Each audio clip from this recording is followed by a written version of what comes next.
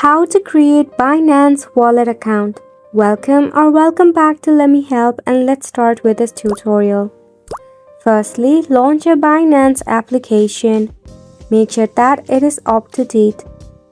To create yourself your Binance wallet account, select Crypto Novice for the starter. Now wait until it is loaded. For the easy login, you can select Continue with Google.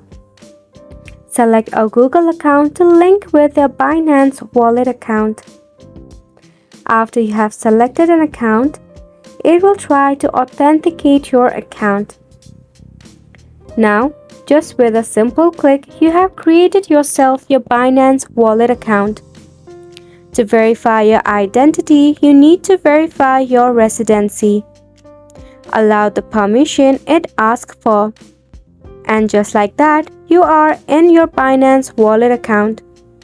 You can start the process of verifying your identity by tapping on Verify Identity. That will require some of the personal details.